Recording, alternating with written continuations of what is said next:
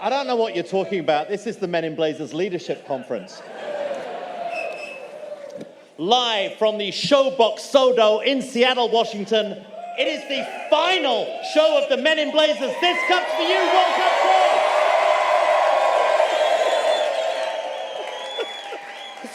Emerald City!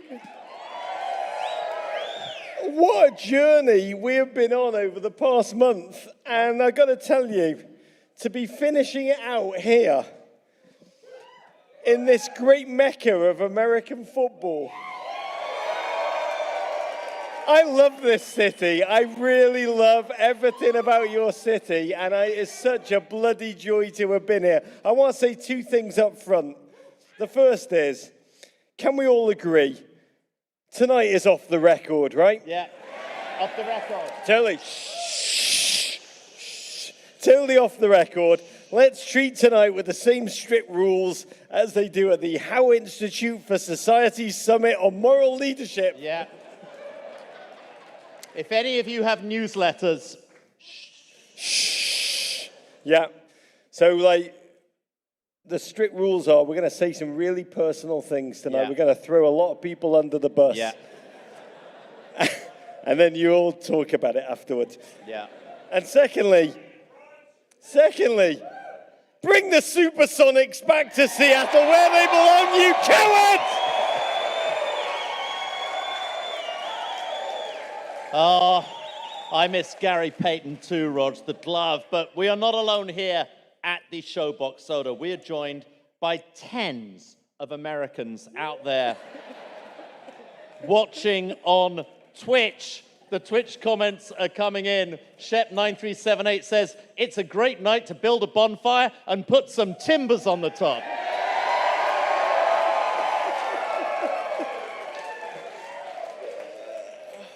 This is really playing to the crowd, Rod. This is wonderful.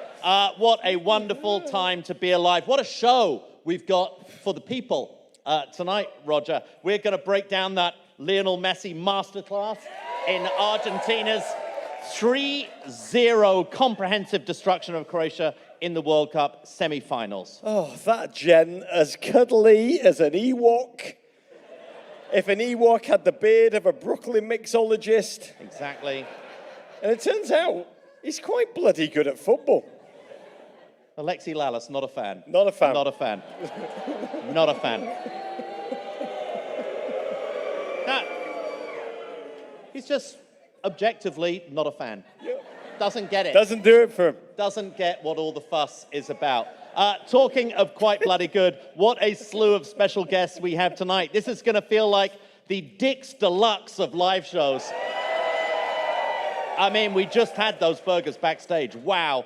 We are talking Ben Gibbard of Death Cab for Cutie and Postal Service, Seattle legend and hip-hop's biggest Aiden Hazard fan, Sir Mix-a-Lot. He loves a big bottom small. And your goalkeeper, leader, legend, ladies and gentlemen, from the Sounders, Stefan Frei.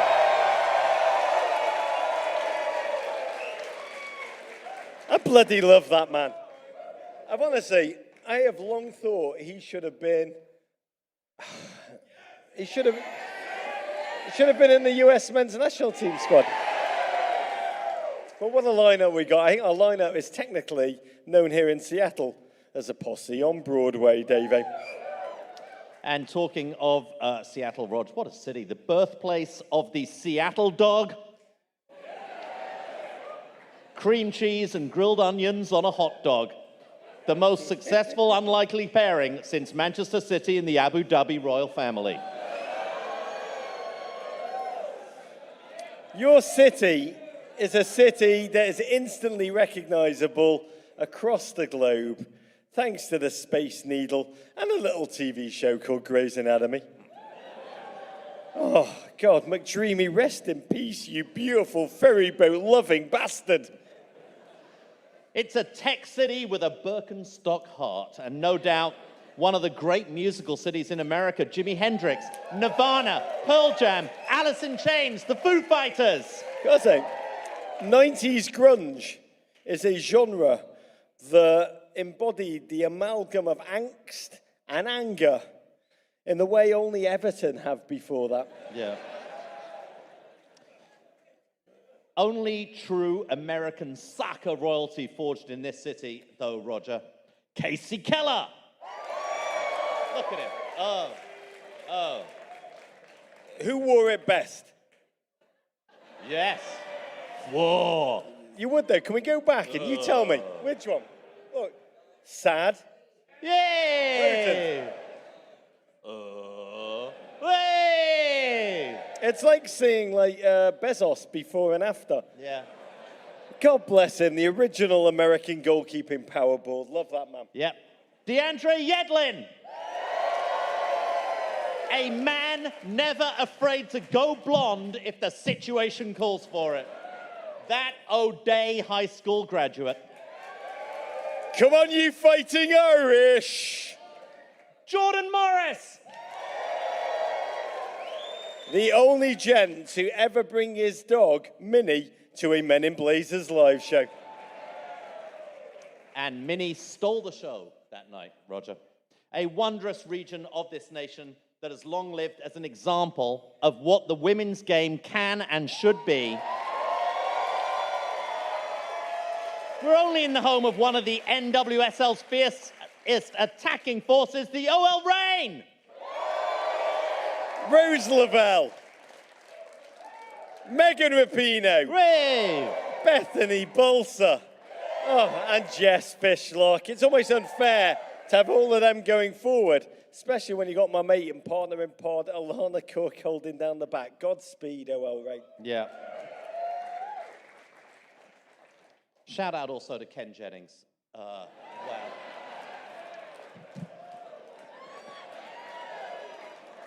I mean, Alexi Lalas doesn't rate him either, but there you go. Okay. Have you ever noticed? He's almost identical to Olivier Giroud. Very similar. Very similar looking. Okay, on the attach, J. Rome Pifu says, so Roger's married to the World Cup. Is that legal in Qatar? It's legal in Utah. Oh, little Ken Jennings callback. Richard Fizz says, my nips are tingling. Messi is the greatest of all time.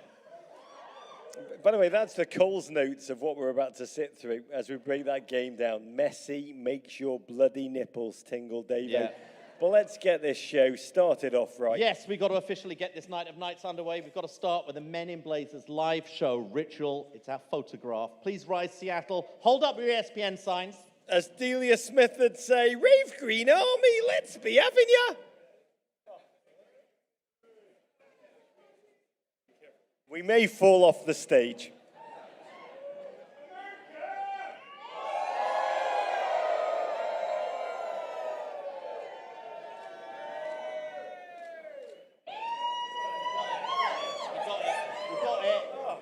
Got it. God bless you, Seattle. Okay, Rog, it's time for you to kick us off with a toast. I want to raise my third first bud of the day. Too gripping, please make it be true news out of the Portuguese news media that the Portuguese national team is talking about hiring Jose Mourinho. Pour gasoline all over it and To set it on replace fire. Fernando Santos, who is close to stepping down from the national team job. And Mourinho is said to be interested, and he's asked if he could potentially manage Roma and Portugal simultaneously. Yeah. Why just burn one team down when you can do two at the same time? It's called economies of scale, people. Totally fair. My God, I'm going to say the thought of Jose Mourinho at a World Cup is magnificent. We're just living a tournament in which there's a sense of conspiracy theories already, refereeing irregularities, just a sense that there is a dark art of football, adding Jose to the mix. It's essentially like a fire has already started, and you're just flicking sodium, potassium, lithium, rubidium, and celsium to it. Yeah. And I'll just say, make it true and roll on 2026. Yeah. As though he would ever last beyond the Euros, Roger. Okay, to the World Cup of football, Argentina 3, Croatia 0. Let Albiceleste move one step closer to pinning global football's most illustrious medal onto the chest of that already decorated veteran, Lionel Messi. And after a World Cup that has collectively caused the entire nation to download the Calm app, this one was pretty cut and dry. It started in the 32nd minute when Julian Alvarez was put clean through on goal and brought down by Croatian keeper Livakovic. And with the eyes of the world and the hearts of a nation watching, Lionel Messi hammered home the penalty into the roof of the net. From there, it was mostly Argentina, with Messi assisting twice more to Julian Alvarez, once on either side of halftime, and thus fire up the Paria and burst out the Malbec, because Argentina has gone to the World Cup final. God, this game was just so sizzling as a prospect. Messi against Modric, this Argentinian team of chaos, the grinta, the emotion reinforced by their delirious fans who were there in massive numbers. And that energy, that sense of chaos can propel a team to glory, but it can also lead to headless decision-making in key moments and shattering self-destruction. Remember, that first loss to Saudi Arabia, every game has been almost a must-win. And they become what the Germans call a Turniermannschaft, a tournament squad playing themselves into better and better form with every single game. And here, they were facing a singular Croatia, a tireless Croatia, team who denied the world the Brazil-Argentina semi-final that we were promised and that we'd yearned for. Team who'd reached the semi-finals for the second successive World Cup. Amazing, phenomenal. They've been a nation independent for just 31 years. Their team, 3.9 million people, smaller than Oklahoma, but they play with tenacity, they play with experience. 8 of their past 9 knockout games had gone into extra time. They'd won their last 2 on penalty shootouts. They're really a team of Rafael Nadals who hope to drag their opponents into a world of pain, knowing that they can suffer and savor that suffering more than anyone. It's a mentality born out of Croatia's turbulent history, the breakup of Yugoslavia, the brutality of the conflict with Serbia. Thousands died, many more were displaced, and there's something almost quasi-religious about watching this collective play. Their indefatigable energy, their mentality. Davo, their motto seems to be, maybe we can't beat you, but we're going to make it very, very hard for you to beat us. That was really the prospect going in. They don't like losing, Roger. But for me, the match was almost lost when they ran out onto the field for the anthems and they weren't wearing their pajamas. Those are like their superhero capes that give them magical powers to defy age, to defy injury, to defy less quality than their opponents, shorn of their pajamas. Just during the national anthems, they looked, and we know from this, they just looked like a bunch of old men. I mean, they looked human. They did not look superhuman, and they began the game with real intent. They knew their strength was at midfield 3, Brozovic, Kovacic, Luka Modric, and their best hope was to hold on, let that pressure ratchet up for Argentina, drag them into a mud fight, let panic kick in, fight or flight. Almost hope the Argentinians would start to just dump everything off onto Messi to make crap happen, that they could pounce on a single mistake and get that one goal they needed. But the challenge was that behind that superlative middle 3 was a blunt attack force and a slow, truly shattered back line. So Argentina were almost comfortable letting them have that ball, knowing that there would be a moment when they could pounce. And that moment came in the 32nd minute from an unexpected source. It was humbling to watch Luka Modric be the one to lose control. You could tell his team weren't even expecting it. They were like, Luka never loses control. We don't need to cover. They were wide open. And Enzo Fernando head forward into that gap, springing Alvarez. There was some argument about whether the goalkeeper did bring him down. Yeah. Was it just accidental? What was he meant to do with his body? Yeah. Was it obstruction? What was the goalkeeper meant to do? What did it look like to you, David? Well, there was no argument on Fox, but on broadcasters around the world, there was certainly argument. On Telemundo, they just turned it into a game show with a big chicken and like dancing girls, but it was but that's just part of their entertainment. But yeah, it was like one of those situations when the goalkeeper had to come for it. I think had he gone with his hands, they wouldn't have called it on him. He went sort of with his body. I'm not quite sure how he could have stopped himself, but you've seen him given, and you've certainly seen VAR not overrule them, so penalty. By the way, Fox woke up Dr. Joe from the pool of saliva in which he was sitting. Clear! If you had a medical emergency, who would you rather give you treatment, Dr. Joe or Doc Rivers? Because I'd be going for Doc Rivers every single time.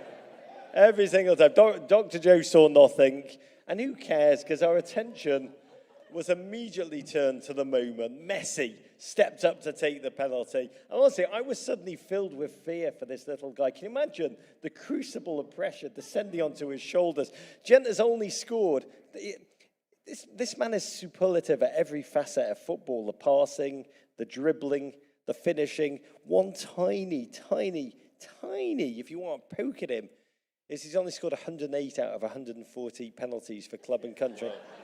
77%, which is considerably better than Harry Kane in the last game.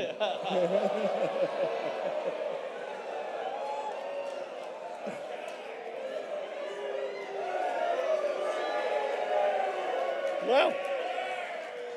Guys, well, I got some news for you from the East. There was a thing called the Boston Tea Party. You're all free. It's taken some time for that news to spread out west. Did you not get the ravens that we sent you?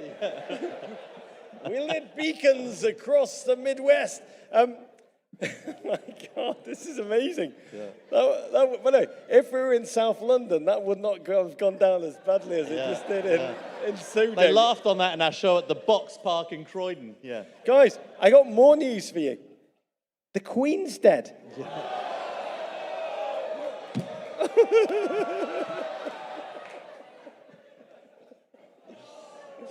By the way, I meant Victoria.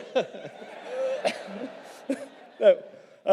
So he steps up to take the penalty. And he's facing the Croatian keeper. Oh, Livakovic, who's been so dominant in 2 penalty shootouts. And you do think about that weight of the nation descending upon him, the weight of the jersey, the constriction of his lungs. Could he feel his legs? What was going on in his mind? The world held its breath. And Lionel Messi did this.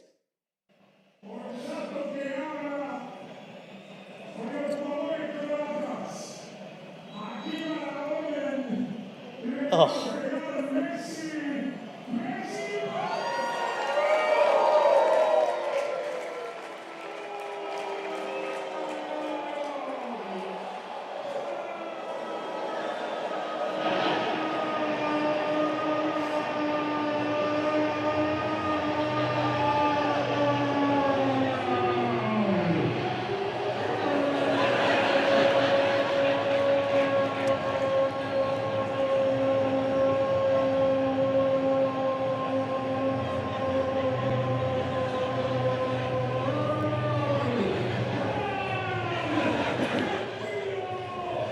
Sometimes I think Andres Cantor's just phoning it in. Yeah.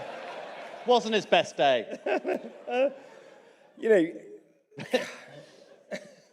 Meanwhile on Fox. Messi! Messi! Supreme confidence. Unwavering doubt. Smashing that ball. The Argentinian team were reported to have imported £1,000 worth of mate to Qatar for this World Cup. That looked like a shot that was propelled by the thought of all £1,000 of mate. And Davo, somewhere up there, didn't it feel like Maradona was looking down and smiling? The thousands of Argentinian fans, delirious, seeing their dreams, the dreams of their nation come true before their very eyes. I can't even imagine what that feels like. Yes, smiling, crying. I mean, probably doing a wonderful, enormous, heavenly line of cocaine up there. I mean, it was just having the time of his life watching this game. I mean, respect. It was, yeah, he was having a very good time watching this game up there.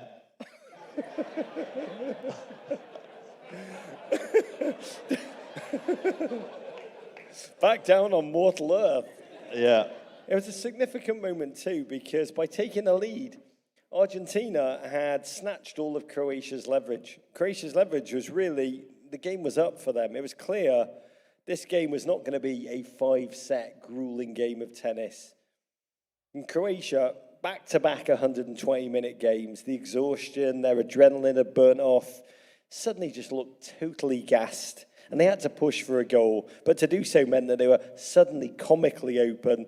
Hence the second goal, 39th minute, off a Croatian corner, almost like classic old Arsenal, not the new one, Arsenal fans, the old one, where we used to say Arsenal never more vulnerable than from one of their own corners. And Julian Alvarez, good Julian, a half-field run.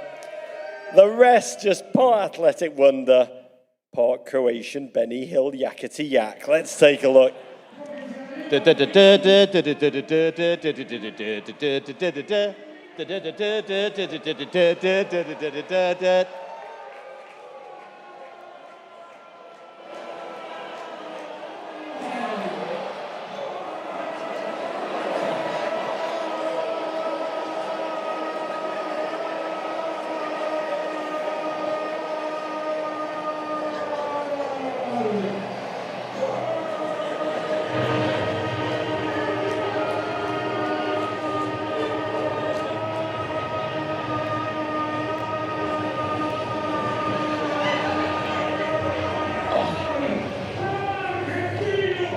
Oh my God. Andres Cantor, I gotta tell you, I always imagine when I hear these calls that there's like 27 giant sperm whales somewhere in the Atlantic Ocean. Yeah. They like hear it faintly audible. Yeah.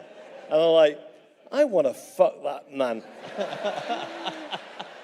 I mean, it's just, we think it's amazing, but to sperm whales, I just want to be completely clear because I've spoken to them. That is the most erotic, just, even if you're just trying to focus on your homework as a sperm whale, you just get suddenly instantly horny. But that goal, by the way, it's true. Young David Attenborough. So that goal, someone on Twitch compared it to a kick return in which a returner fumbled the ball twice, recovered it both times, and then took it to the house. It was just an incredible mix of the sublime, the slapstick. It was kind of like a Fugazi Maradona 1986 goal. And despite its slightly knockoff quality, it felt like a backbreaker. Croatia, this is incredible, had come back from in 7 times in their 6 World Cup knockout games in 2018, 2000. They loved going behind. But they were all from 1-0 down. The only time they'd been 2-0 down was when they lost the final to France. So at half-time, Argentina almost felt like they were on cruise control. And there was one man, and one man only for them to impress. Nope. In the Fox studio, Alexi Lalas. What did he say at halftime, David?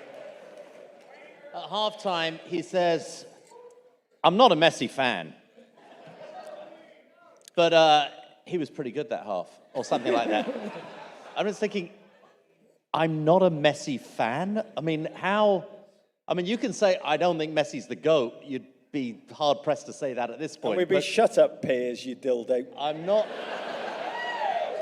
not a Messi fan is quite a thing for an analyst in a studio actually working on a World Cup of soccer to say. Yeah, but I've given it a lot of thought since, because, it sounded weird to the ear, but if you've never played alongside, Kobe Jones and Thomas Dooley, Yeah. I just don't think you can opine on true greatness. Yeah. So, but great, possibly the GOAT. We'll talk about that at the bar later. Croatia tried to cycle on offensive parts. It was all or nothing for them, but it was always going to be nothing. They were spent in this one. Really watching them in the second, I was out watching the US against the Netherlands when those legs had just gone, the engine was not there, the intent, the dream, the desire was there, but there was just nothing left after those just self-destructive 120-minute games. And when Croatia were caught out of position upfield in the 69th minute, a moment of real transcendent wonder, because to Argentina, Lionel Messi is the entire Marvel comic universe crushed into one tiny, tiny little man. And that's what we witnessed, that tiny man delivering, making good on that feeling, that belief, that dream, as he did this. You're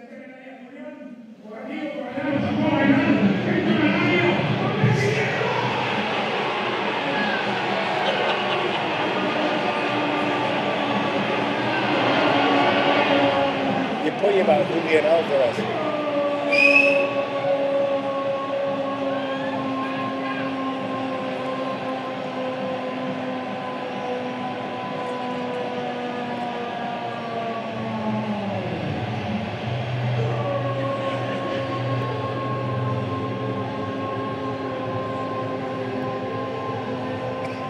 Look at it. Wow. Look at this.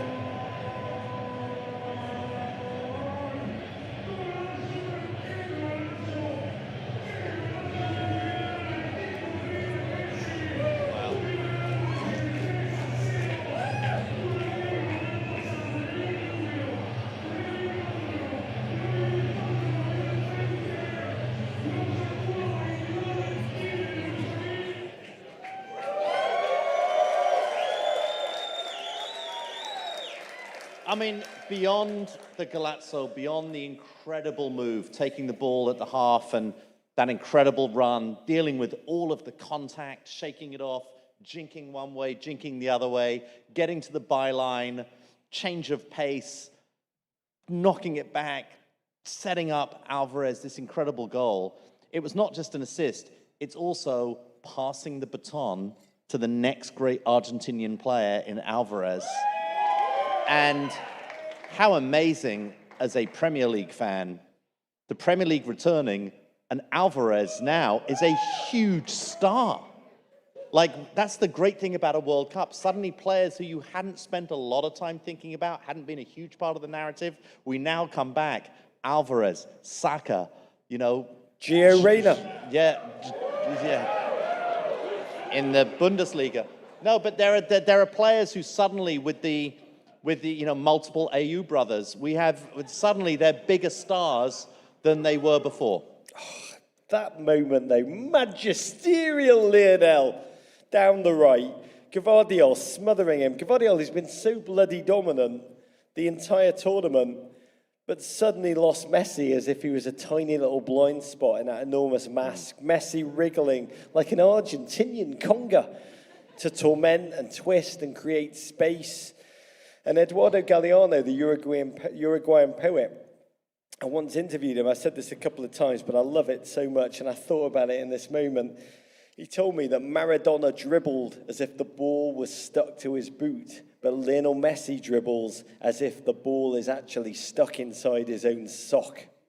And watching him eviscerate Gvardiol, then cut back deliciously for Alvarez to rifle home, was like a moment of darkness in this Qatar World Cup, lifting that human rights, that septic wound, just awfulness, and a tiny, tiny ray of light bursting through that made the heart sing. And I think everyone in the world in that moment thought, what the F do you imagine the scene is like at Ray Hudson's house? The man who is, and I think this is fairly well known, what Obi-Wan Kenobi was to Luke Skywalker. And we didn't have to wait long. Ray tweeted a classic Ray line. Ray quoting Ray, he said, Lionel Messi, Defenders follow him on Twitter, and he comes out on Facebook. #magisterial.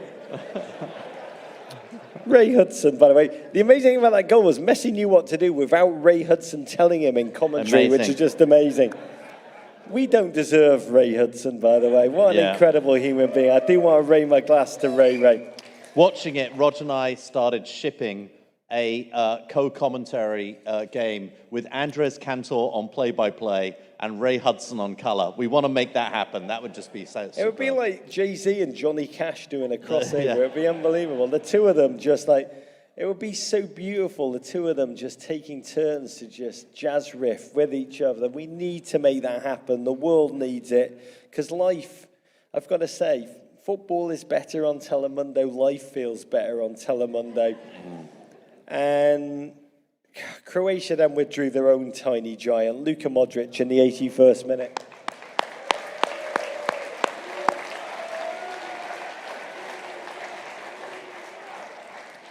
To rapturous applause, he left almost certainly his own final World Cup with the grimace of a shattered warrior in retreat. The Croatians soundly beaten.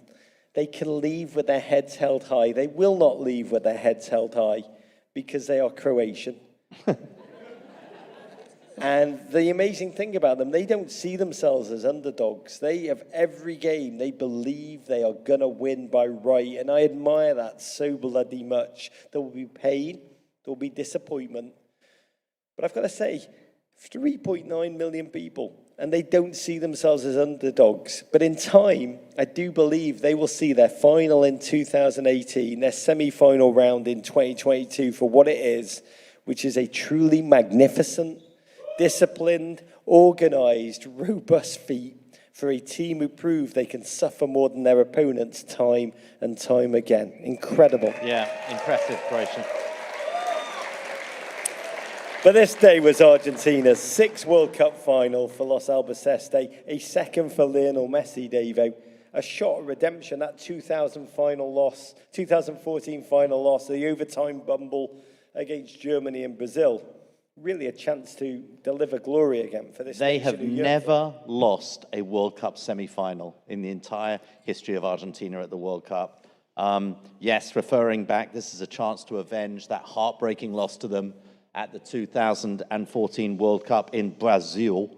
I think at the end of that, what do we say? The Pope destroyed his entire Kraftwerk record collection at the end of that game. He was pretty unhappy. Yeah, I think then the whole of Argentina, the scenes in Buenos Aires, Rog, the scenes back in Argentina, if you saw those on social media, beautiful. They were just outstanding, just incredible. How much it means to this country. This isn't just about sport. At this point, this is about national faith. It is about a dream. It is about definition. It is about so many things that transcend football for that country right now. I mean, it's really amazing. I think even more than they want to win for Argentina, I think they so desperately want Lionel Messi to deliver glory and feel that symmetrical bliss of the echo of history, of the peerless feats of their beloved demigod Maradona being matched in the next generation by the prince who was promised, Lionel Messi, a player who, remember, has been peerless at club level, but's oft struggled in an Argentinian jersey.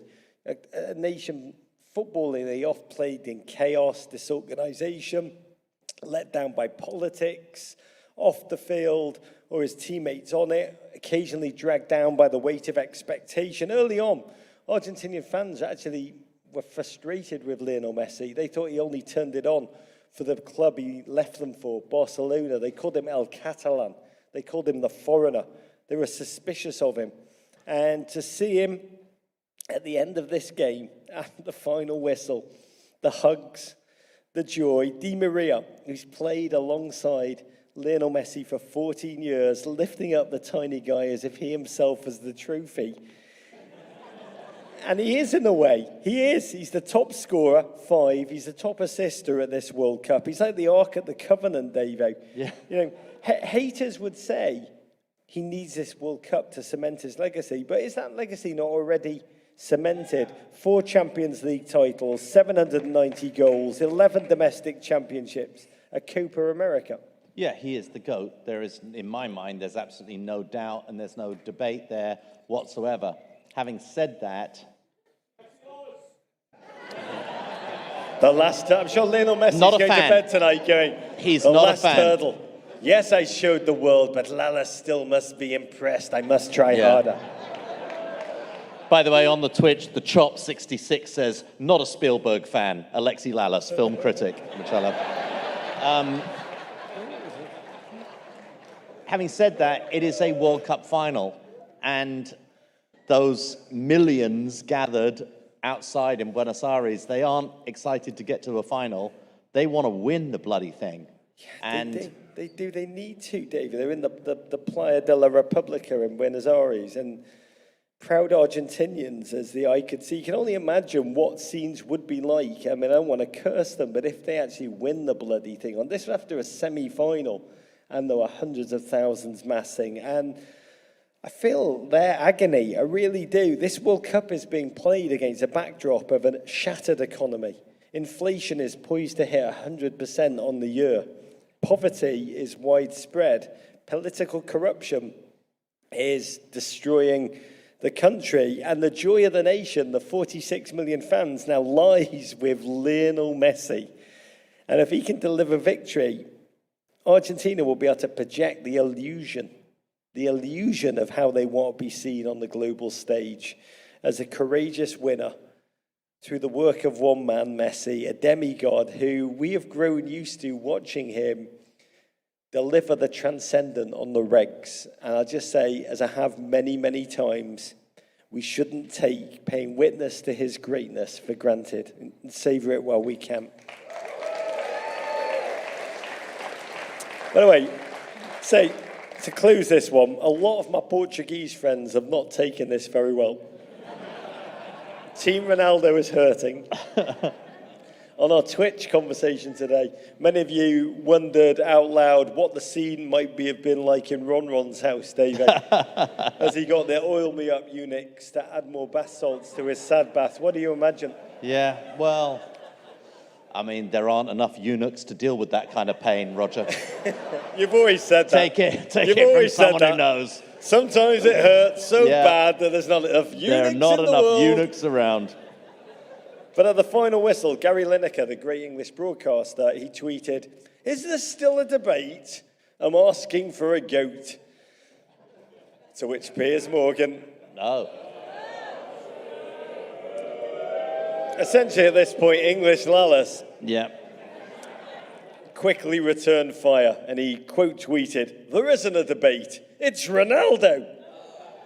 And John Green, our friend, captured the human truth that is also a tragedy when he tweeted, "Imagine being Ronaldo and the only person who thinks you're the greatest of all time is Piers Morgan." Yeah. It doesn't help your argument. It doesn't help your argument. Okay.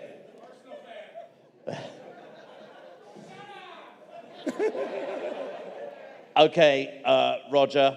Toutefois, French for however, Argentina will take on the winner of tomorrow's France versus Morocco game/war for the ages, which kicks off at 2 p.m. Eastern Time. Defending champions France are, of course, the heavy favourites, especially when given Moroccan's injury and suspension concerns. The Atlas Lions will definitely be without Walid Shadira after he was sent off against Portugal. The list of potential players out injured is also lengthy and includes captain Romain Saiss, who had to be stretchered off in the Portugal game. However, they will be riding the high of what is effectively a home field advantage in this one. Who's supporting Morocco tomorrow? And who is riding with La France?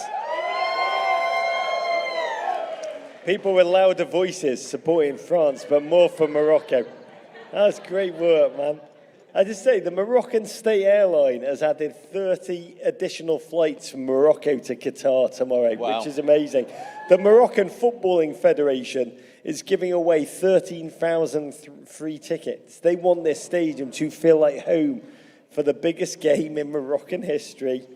This is a game of a lot of history. Colonizer against colonized, and I think it is going to be a truly magnificent spectacle. We've got to dive very quickly into a massive piece of football news, breaking massive, possibly tactically going to change the way football is savoured globally.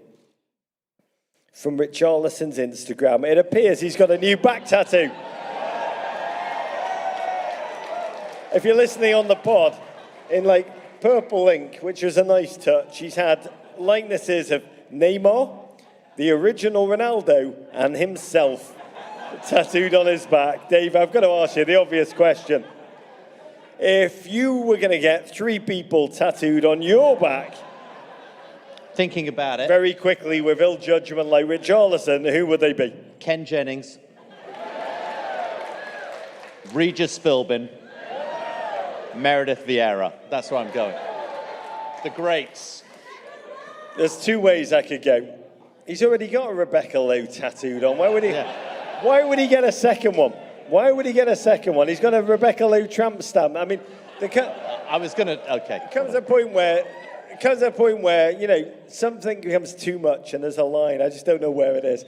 Mine would be Philip Larkin, Tracy Chapman in the middle in big, and Alexi Lalas. Wow. Or, because this was clearly an ill-judged decision just in space and time, I could go Marshawn Lynch, Brian Smetzer, and Ichiro. I'm going Lalas.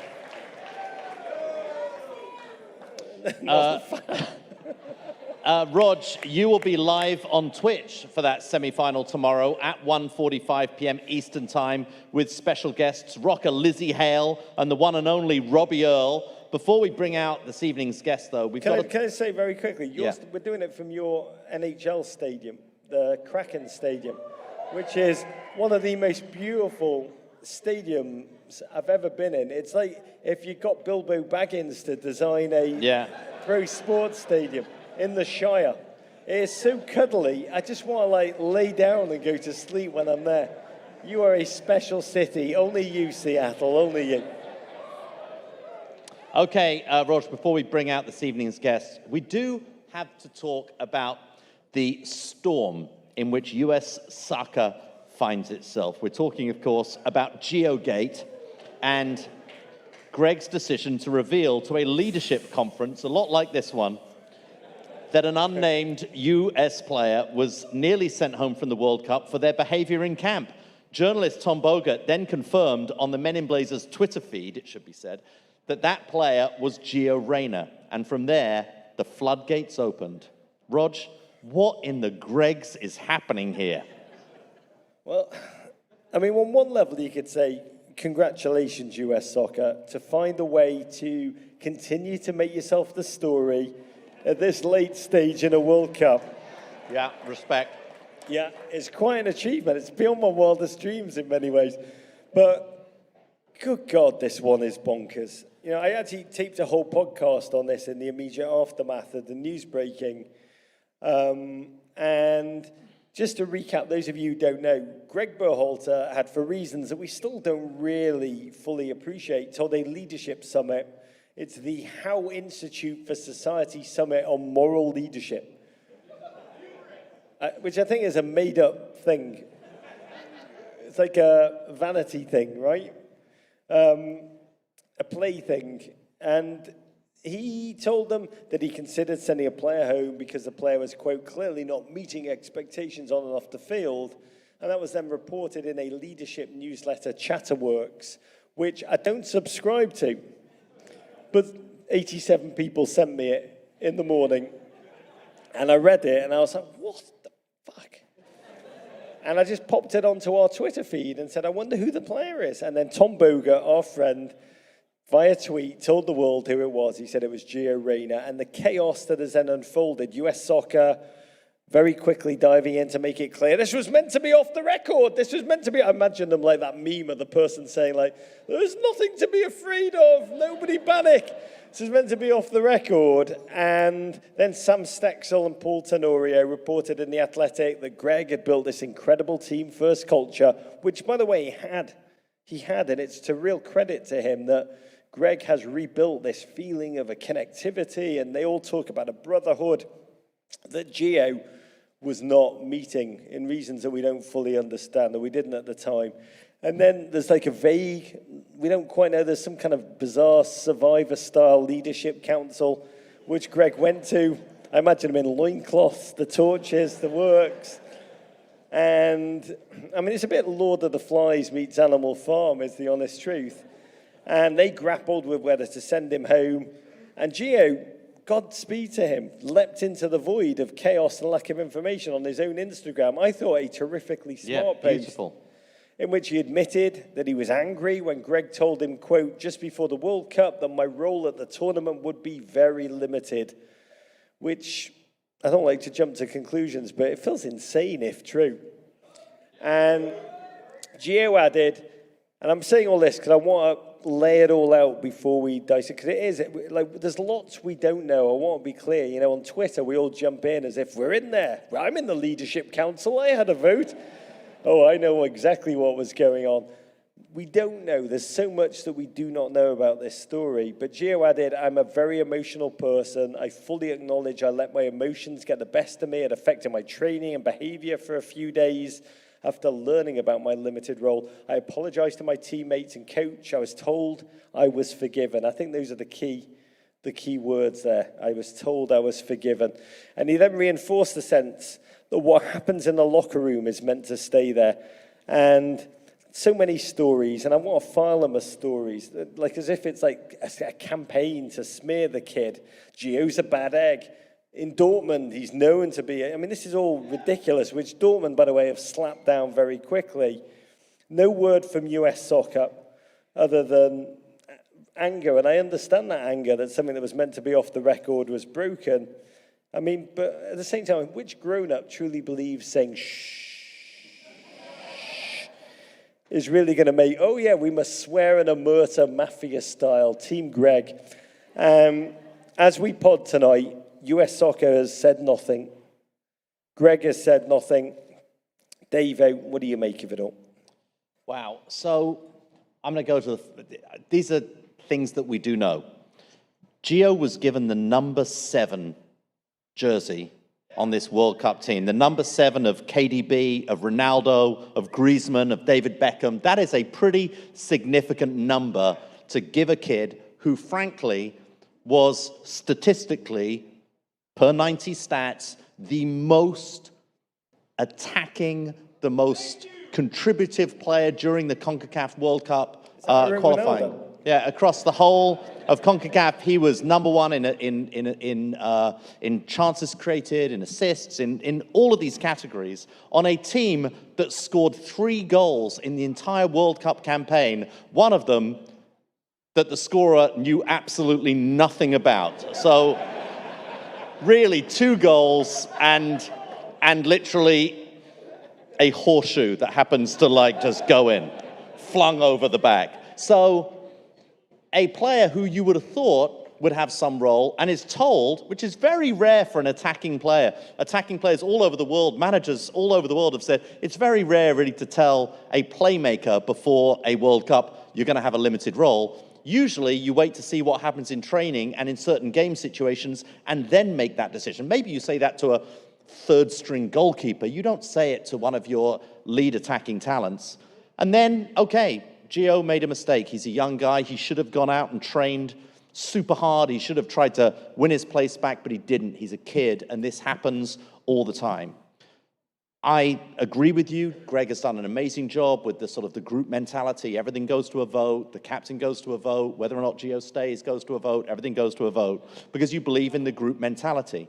But then you go to a leadership conference and you talk about how great your group management leadership was by making an individual decision as an individual to throw an individual under the bus when you're meant to be illustrating the whole group decision. Unless, of course, there was a player vote to have Greg Berhalter go to that leadership conference and throw him under the bus. But then perhaps we've taken this whole group think a little bit too far. Also, we're not quite sure whether it was a leadership conference or a shit leadership conference. Yeah. Because I am still flabbergasted by this. I really am. You know, I'm actually impressed by Gio and his statement. It actually boxes Greg in. It puts him in a bloody tough spot. Really paints him in. Because it says what happens in a locker room is meant to stay there. And today we had Jim Curtin of the Philadelphia Union on our Twitch. And I love that man. And he said this kind of thing happens countless times in a locker room over a season. And fans never hear about it. So there's a couple of things that piss me off. You've nailed one. The fact that our team scored 3 goals, one a fluke. And Gio, being a difference-making, creative flair player, was better. And I'm like, how and why would you even do that? Second, and this is the surrealist thing, that just as Greg was naive about his footballing system and utterly wedded to it and how far it would take us, the naivete about off the record. You know, we've joked about it a bit tonight. To be honest, if this is his downfall, it is insane that this would be it. It really is. Trusting an off-the-record leadership conference with a terrible example of leadership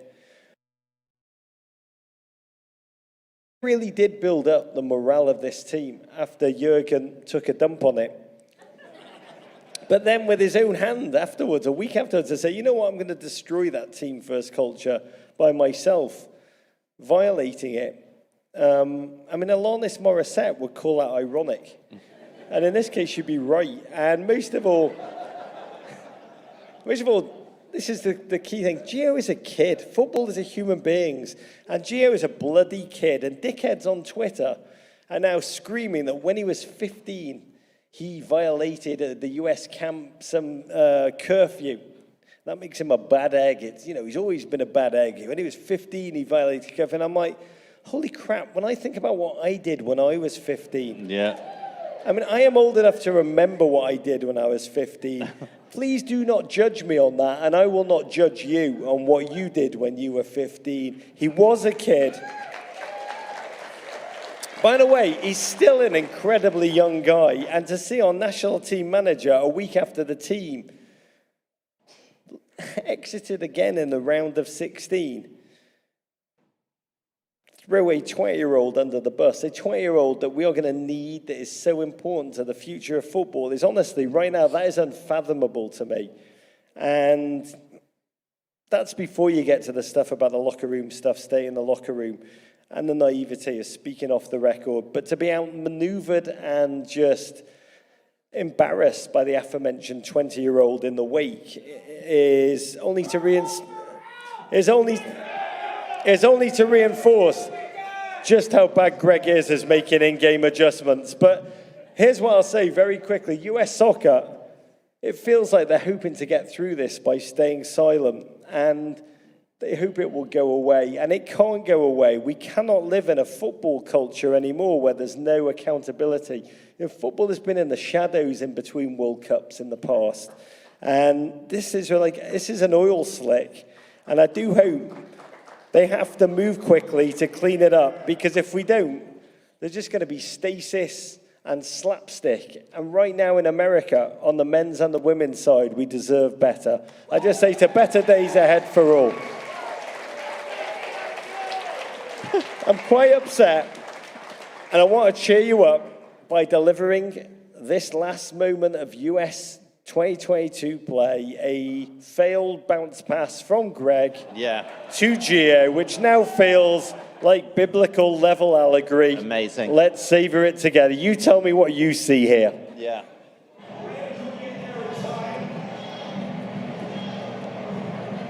Yeah.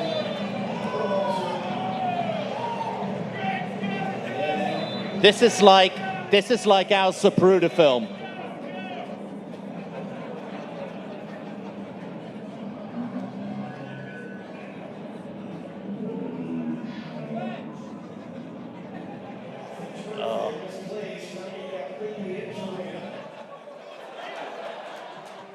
I mean, Gio took a vote in his own head, and he thought, shall I make Greg's bounce pass look better than it actually was? And 13-12, the delegates in his brain said, nah.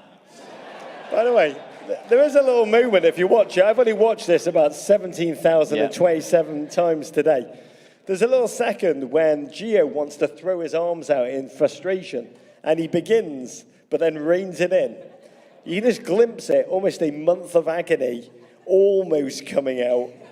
But he did settle instead for just making no effort to get anywhere near the ball, letting it just impotently dribble away, leaving his manager out to dry with his bounce pass for what it is. Let's cheer ourselves up. It's time to get to the bloody guest.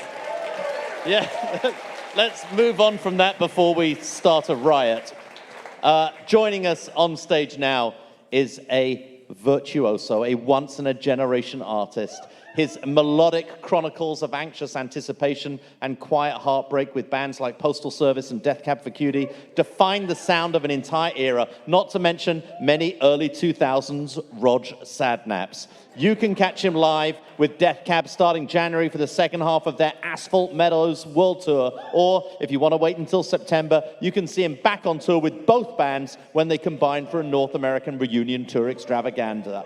Also a proud Seattleite, born and raised and possibly the most devoted Mariners fan in the history of Seattle sports. We're very honored to have him with us tonight. It's the one and only Ben Gibbard.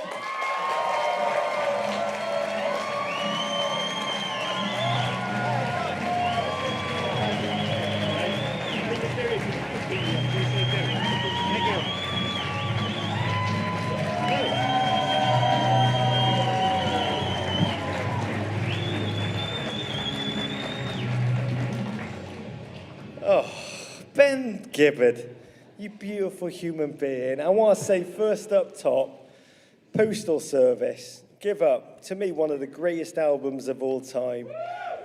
And it came out at a particularly transitional period. All of your albums come out at particularly transitional periods in my life. I just started to build a career in football, which was a leap into the unknown. I listened on my Discman on repeat, and it felt like a revelation. And I know your Death Cab albums feel like that for people too. It feels like there's not a single person born before 2000 that doesn't have at least one Death Cab song that's burrowed itself into their soul at a particular time or moment. I mean, by the way, you describe dark corners of the brain while helping to see the world with a tiny, tiny bit more lightness, which is really hard to do. It becomes so personal to so many people. How do you achieve that consistently without becoming so self-aware that you crush it? I know. I think I might start now. No, I think it's just. I think it's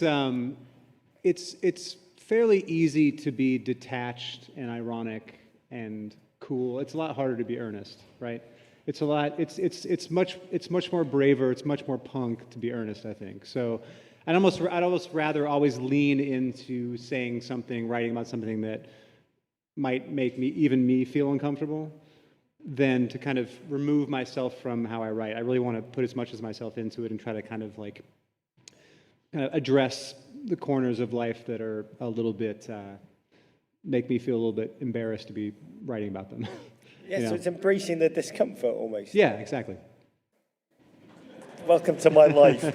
From music to football, Ben Gibbard, and we sit here, semi-finals of the World Cup. It's been a surreal tournament filled with good and bad. And I want to start out with your experience, because you're a self-described, not a week-in, week-out football fan, but I think you've been watching the World Cup with some passion. What is it about this tournament that's drawn you in? I mean, it's just the best of the best. It's the world's game. It's the most important sporting event to everywhere else in the world, with the exception of this country, right? And to just see the amount of passion in the faces of the fans that are at the games, and just to hear the announcers announcing the goals for their countries, it's one of the most wonderful things in sport. And even as somebody who's not I'm a soccer fan, but I'm not very well versed in a lot of it. It's like me. But when you when the World Cup starts, I just get into it. I'm watching all the group stage games. I'm watching everything. I'm excited about tomorrow. A little disappointed in today's game. It kind of was over before it started, really. But I'm hoping tomorrow is exciting. So more specifically on your World Cup journey this year, group stage, US going out, these incredible quarterfinals. What are the moments that have been living rent-free in your mind from this tournament so far? I mean, probably like a lot of people, it's just watching Morocco, right? Yeah. I mean, what's going to happen tomorrow? I mean, you guys can probably tell better than I can, but it's been pretty. We've been totally wrong about everything throughout the entire tournament. Blissfully wrong. That would be the song we would write, is how little we know about anything that we talk about every single day. I thought Qatar were going to win it all. Yeah. No, it's gonna be amazing. I mean, tomorrow. I mean, I think obviously Morocco come in as pretty severe underdogs, but at the same time, I mean, fuck, they've made it this far. I mean, who knows, right? I mean, I'm rooting for them, so we'll see how it goes. I think they should play that soundbite in their locker room before they go on. Ben Gibbard says, "You've been underdogs so far, but fuck." And their next question will be like, "Who is Ben Gibbard?" No. I think they put transatlanticism on as their hype music before they go on. I'm pretty damn sure. I put money on that. I'll have to check our Spotify streams in Morocco, but I don't think it's a lot. You've told us that one of your strongest beliefs in this world is that people should always root for their local teams. Yeah. It's a position that poses an interesting conundrum for American Premier League fans, which I want to come back to in a moment. But first, 3 teams left in this World Cup: Argentina, France, and Morocco. No Seattle, tragically. No US. So until Morocco captured your imagination, was there another team in this tournament that you were rooting for after the US went out, or has it always been Morocco who took you early? Senegal, I was rooting for Senegal. I apologize. I think when in doubt, I will always root for the underdog in any kind of scenario. It's probably part of being a Seattle sports fan, specifically, it's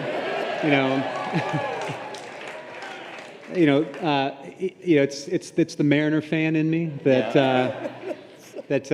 one always has to root for the underdog. So that's usually how I kind of assess my rooting interest when I have no rooting interest. God, we've got to talk about that, because you are a lifelong Seattle Mariners fan. Look at that. Look at. But the White Sox made him a $12 million a season offer after looking at that form. But he was committed to the Marineros. They are truly your truest sports love, which I admire, because it's almost on par with being an Everton fan in terms of the level of masochism required to keep believing when all evidence points to the contrary. And I believe you recently did the math, and I love this. You calculated that the Mariners are the losingest baseball franchise in your lifetime. Yes. And when I heard that, I was like, oh my God, I just love that you've done the math. Yeah, well, I have to clarify that. This doesn't include expansion teams. This is all the teams that existed from 77 on. And this was done a couple of years ago, so the fact that they've had a couple really great seasons and winning seasons and made the playoffs for the first time in over 20 years, and it was a great run. It was amazing. Hats off to Jerry DiPoto and Justin Hollander and everybody that's been putting that team together. They're awesome now. But when I did this math, I did determine that they were the losingest franchise of my life. So in the time that I was born in 1976, and every team that had existed from that point until I did this math, they had lost the most games. I just loved you. When I heard that, I was like, this man, the level of sadomasochism. I was just like, honestly, sick fuck to sick fuck. I was like, respect. And on our show, I talk a lot about this question, whether I would be a different person if I had chosen to support a team that, won more, gave you happier moments, gave you, dreams that became real. So I want to get your take, supporting a team that for most of your life has been, there's been more dark days than happy days. Do you think that shaped you as a person then? Let's put it this way. I feel very fortunate about a lot of things in my life. You know, I have a wonderful family. I get to do what I want to do for a living. You know, I have good health to this point in my life. And if being a Seattle Mariners fan is the worst thing I have to endure, you know, life's still pretty sweet. But having said that, I think that any relationship with a team is, by its very existence, a dysfunctional relationship. Yeah. It's an abusive relationship. Because at the end of every season, every team except for one goes home disappointed, right? We make a public service announcement every year on Men in Blazers at some point during the season, which is when your team wins, it does not make you a better person. And when your team loses, it does not make you a worse person. Yeah. And every time I make that statement, I suffer the vitriol on Twitter by everybody whose team is winning. They're like, no, but I am a better person now that my team are winning. It just isn't true. It doesn't affect anything about us, but we somehow end up believing that it does. Well, and also, we didn't do that. Yes, we had nothing to do with it. We bought a jersey or a hat and maybe a ticket and watched extraordinary people do extraordinary things and then claim that victory for our own. Right? Ben, what kind of bullshit you're talking? Well, honestly, I love you. I love your music.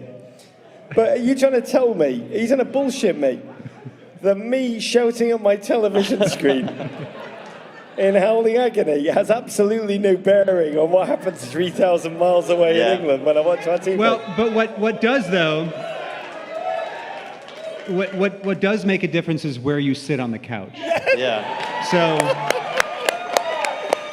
you know, it's like you've got your spot, your friend's got his spot or her spot, and you're like, no one's fucking getting up. It's the butterfly effect. Spot. The butterfly effect, right? Just one little movement that's can real. affect everything. That's very real. It's science. It's pure science. No bastards getting up, motherfucker! Talking of, you said that when the Mariners made it to the division series against the Astros this season, first time in the playoffs, as you mentioned, since 2001, you almost didn't know what to do with yourself, that winning was such a foreign experience. Yeah, I mean, and you know, it's this thing that happens where you kind of come in as an underdog, and then I'm saying we, like I was there. Yeah. I just did it. You and the guys. I just did it. Me and the guys. You and the guys. You know, we powwowed, right? You and we and the said, guys. hey, let's. We're down in the seventh inning, but I think we can come back here. We can do this. Yeah. And so when the Mariners kind of defeated the Blue Jays in spectacular fashion, right? It was incredible. I have a lot of friends who are Blue Jays fans who have a similar kind of lack of self-esteem that we as Mariners fans had, and I couldn't bring myself to. I couldn't like be shitty to them. Like, I just wanted to give them hugs. I was like, you know what? I get it, man, because this has been us so much of the time. And it will be again. And indeed it was a week later against the Astros. But, you know, there's that brief moment where you're like, you know what? We're fucking winning this whole thing. This is happening. This is fate. You know, we came back in the eighth inning. It was amazing, or ninth, whatever it was, and it was incredible. And it's like, we're going all the way. And then, no, actually, we're not. So to experience that kind of the highs and lows of a playoff team for the first time in a very long time was a lot of fun. Blood pressure was up. It was a stressful situation, but I had a blast. It was great. Well, when people talk about Seattle, this city that, by the way, I loved before I came here on this trip, I really feel this trip, because we've been here for a couple of days, I've really fallen in love with this place in the most magnificent fashion. And it's somewhat undeservedly always has a reputation as a fair weather sports town, which I don't agree with. A city that gets invested when the teams are winning, but can check out when the teams aren't doing so well. And to me, the more generous reading of that is that when Seattle goes hard, it goes hard. And I love that there's like vegan hipsters who in any other city wouldn't touch sports with a 10-foot pole are just lighting fires in the streets when the Seahawks win the Super Bowl. the incredible support for the Sounders, the incredible support for the OL Reign, and you've lived there most of your life. You've been to those games. Ben, just tell the audience across the nation, what lies in the heart of this Seattle sports fan? That's a big question. That's the best answer I've ever heard to a Roger Bennett question. Yeah. That was a big question. That was a big question. I think that Seattle has been this, outpost in the upper left corner of the States for so long. And, until the 90s, people didn't come here on tour, bands didn't play here. It was, we kind of had to make our own fun. We had to start our own bands. We had to entertain ourselves.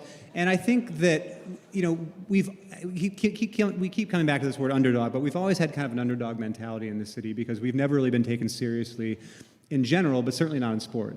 And I think that when our teams start playing well and kind of showing up on the national stage, people here are just very prideful. They want to be like, yeah, motherfucker, we've been telling you this shit forever. And people just live and breathe Seattle sports. And I mean, to me, it was nothing more kind of indicative of that than the CONCACAF championship this year. It was amazing. It was amazing. It was amazing. And, I was there. I know you guys were all there. And, the guys showed up and they played incredibly, and it was just such a joyous, amazing experience to be a part of, Yeah, and now there's a whole cafe in Qatar that commemorates that wonderful thing. Soccer in America, if we're being honest, has always had light hipster vibes. We talk so much on this show about how it feels like soccer is finally hitting mainstream America. This city, Ben, in particular, is proper football, as we know. It almost feels like, though, that the ultimate litmus test. Tell us in your mind, has soccer in America finally gone mainstream? It certainly seems that way, yeah. And I think that one of the things I love about going to see Sounders is like it is the most Seattle feeling experience of any other franchises in town. With all due respect to everybody else, but it's like the diversity of the crowd, like the civility with which people treat each other. It feels like the kind of city. It feels like this. It's a version of the city that I love living in and that I'm really proud of. And I'm not just saying that because we're on basically a soccer podcast. It really feels that way. Like going to a Sounders match feels like Seattle more than any other kind of sporting event does. It's funny because when you were talking earlier about this being the biggest sport in the world and like the World Cup does that, I think one of the reasons I find Andres Cantor so joyful is that he's speaking to a world of Spanish-speaking or partially Spanish-speaking Americans for whom this is the biggest sport in the world, and it's like a home game for them every single time he commentates, and I love that about American soccer, that tradition. Last one for you, you beautiful human being. I've enjoyed this more than I can say. There's a lyric of one of yours, Death Cab's more recent songs, No Room in Frame, of 2015's Kintsugi, where you wrote, how can I stay in the sun when the rain flows all through my veins? Which, again, it could be, for me and for many of you, it could be the title of your autobiography. But it's also a beautiful tribute to Seattle at the same time. And it always struck me as a succinct description of your music. You, Ben, have this incredible ability to translate environment into emotion. You're like a modern Thomas Hardy. And you create... You said it, not me, so... Well, yeah. By the way, I mean it. I mean it. If you tell me a single Death Cab album that doesn't feel like... Test of the D'Urbervilles. Yeah. In the best and greatest way. A couple of them are a bit like Jude the Obscure, but... Yeah. So much of your music is tied to these places, the 405, the passenger seat, LA, Seattle. You are easily one of America's music's most vivid chroniclers of place over the last 20 years. And I wonder, where does that come from? Is it a product of growing up, spending so much time here in this particular place? There you go. I've always liked, as a fan, when I listen to songs that have a very specific sense of place, because I think of people who live in those places or know those actual physical locations, and what that song might take on a deeper meaning for them because it exists in an actual physical place. So, but also it's a really effective narrative tool because you give a song a definitive setting. It is on Railroad Avenue in Bellingham. It is in Seattle. It's somewhere else. And by giving songs a sense of place, it allows the listener to kind of, if they're familiar with that place, to see themselves through the eyes of the song, or if they're unfamiliar with the place, they can familiarize themselves with it and then maybe garner a deeper meaning from the lyric or find something new to kind of enjoy about it. Ben Gibbard, to deeper meaning, to the nourishment you put into the world, which is a rare currency in this time of chaos and darkness. We're at the end of the tour. You know what the end of the tour is like. We are absolutely humanly shattered. I am so nourished by your presence on the stage. Seattle, can we please hear it for one of your own, mighty Ben Gibbard?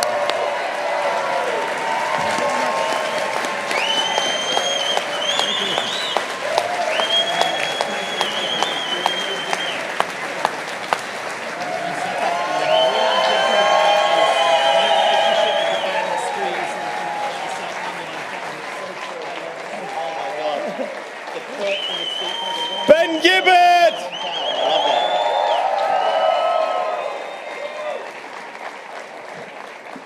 Oh, that made my tour for two reasons. Number one, because it's Ben Gibbard. Number two, because I was told if he didn't like the interview, he can bite you in the neck. Yeah.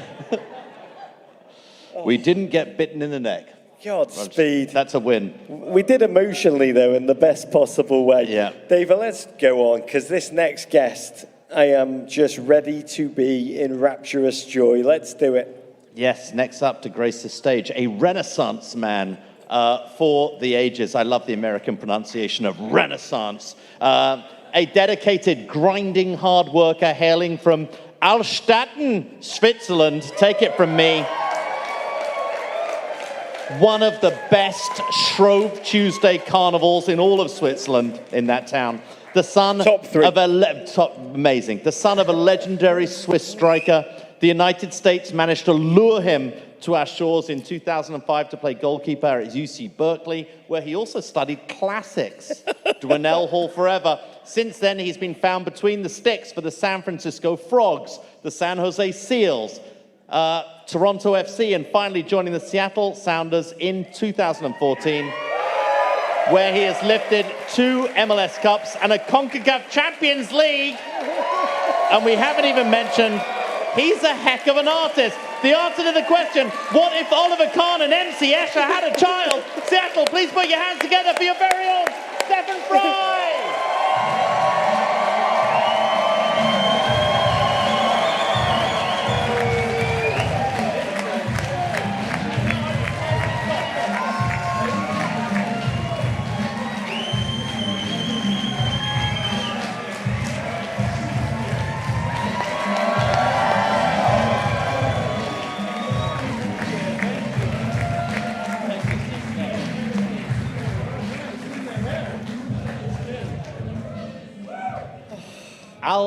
Altstatten, did I get that right? Altstatten?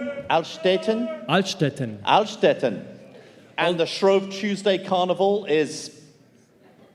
Although, to Wow. be fair, the only reason I was born there because my town didn't have a hospital. So I'm like 2 towns over in Wittnau. what is your town? Wittnau. Wittnau. Yeah. And how's their How's Shrove their Tuesday Shrove festival? Carnival? It's better. Stefan Frei, you are a beautiful human being. Well, thank you. You are. You said that about Ben, but I appreciate it too. Thank you. I've got to say, to look at his beard while the beard is in the background on the screen, that's a lot of fucking beard. But the beard is even better now. It has more volume. Thank you. It's aerodynamic in some way. Thank you. It's a long off season. That's what happens. I want to begin in darker times. Back in April 2020, when you and I connected, a time of challenge for our nation, New York City was overridden by the pandemic, and so was Seattle, Washington. And it was so incredibly hard. I felt a real connection to your challenge, while a city that I love was just overwhelmed by chaos and uncertainty. And you and I began talking about the darkness that was engulfing both the places that we lived and loved. And so we decided to embark on a shared artistic endeavor. Yeah, whereas I was trying to learn the banjo, it was like there was nothing to do at all. We decided we're going to create portraits of one another that we would auction off as originals for the Sounders COVID-19 Relief Fund in Seattle. And I will say, you are such an incredibly talented, multi-skilled human being. It was light work for you. Let's look what you did. You conjured this genuine masterpiece. That's good.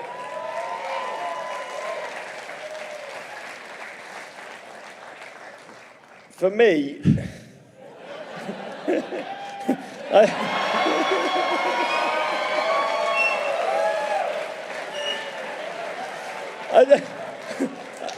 I think I did pretty well with Chloe and Mobley, the dogs, didn't I? It's a masterpiece.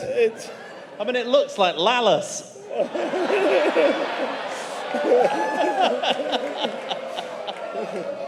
Get that man's name out of your mouth. Has your artistic career recovered from the damage and reputation that comes from rendering my likeness?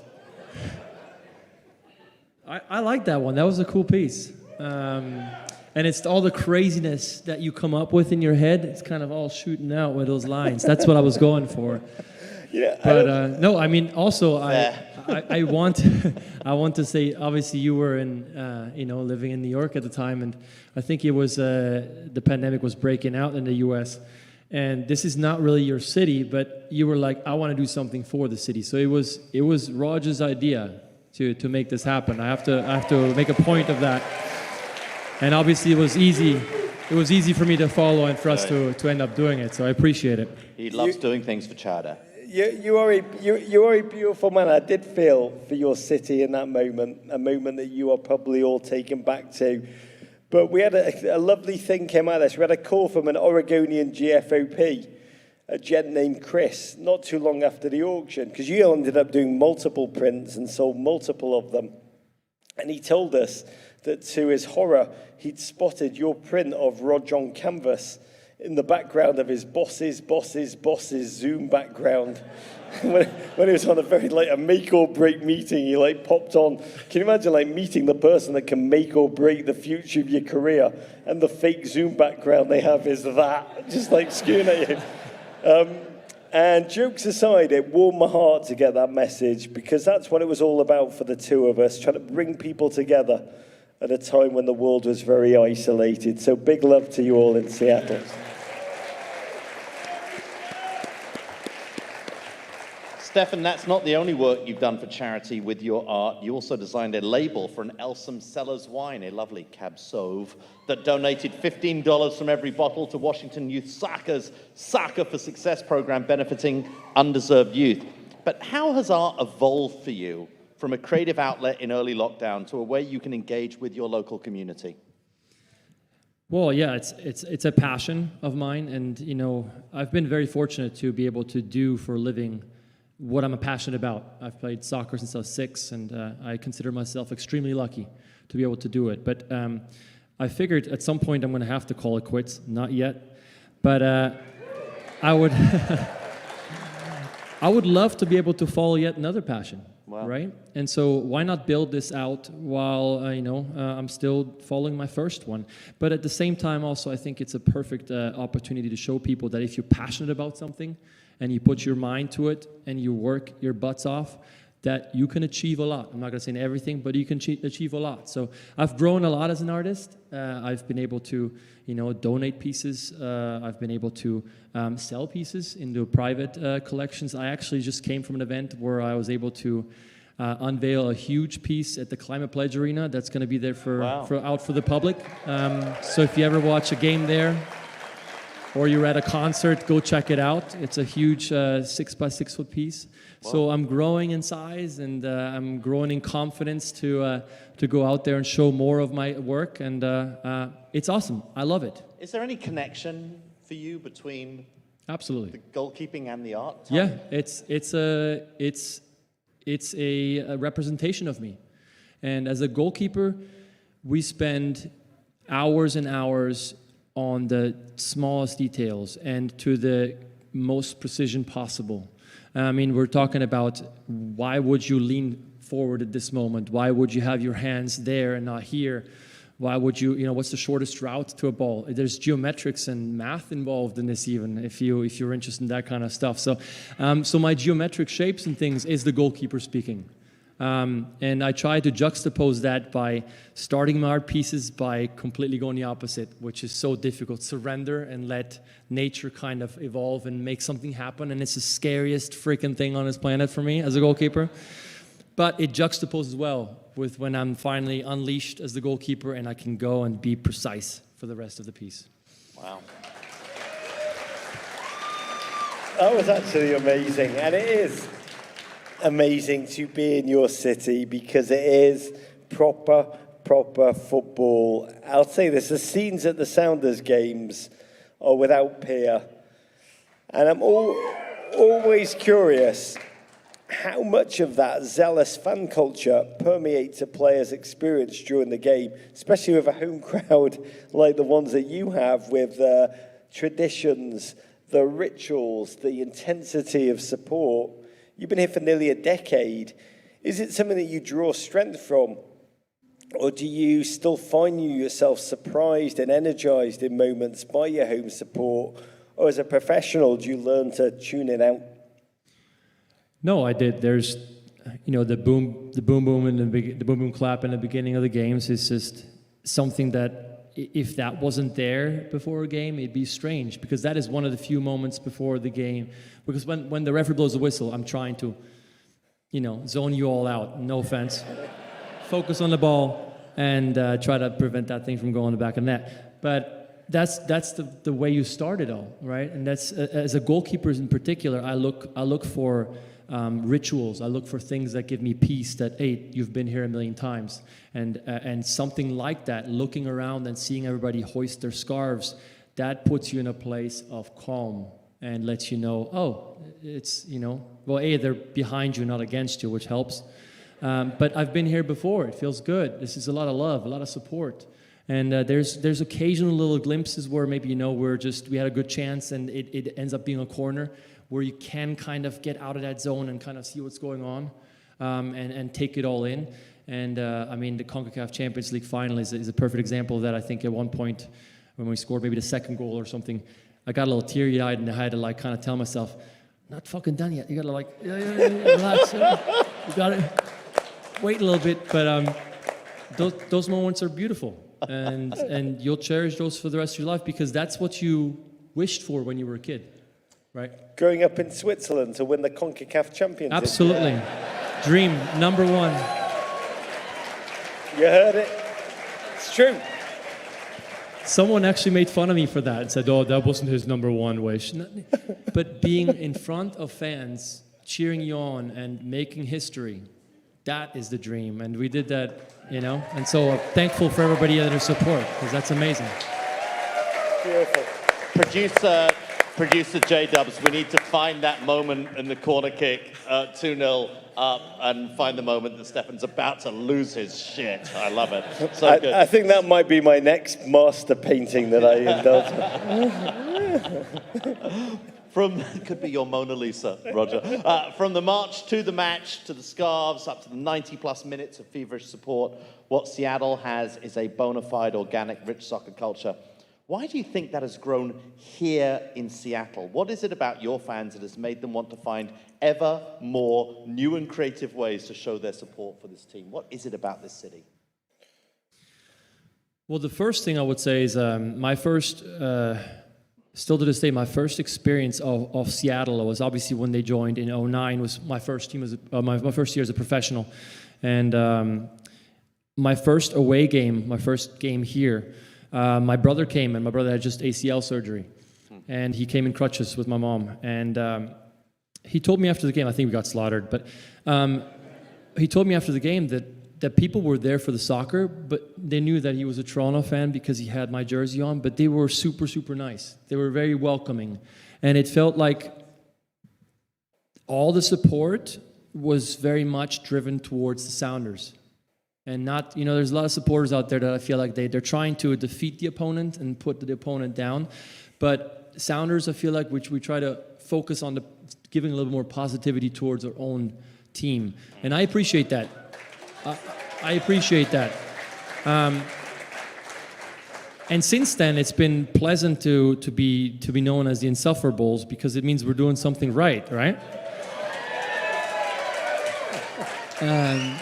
So to me, that's a bit of jealousy. And so I think it's nice to know that people are envious of the culture that you've created. And again, the fan base also. I don't think the fan base is just a separate part. It's part of the whole thing. Like, we're all a big family. And the community, that's why I think there is a tight connection between players and community. And people want to make this place their home because it's all one piece. It's all together.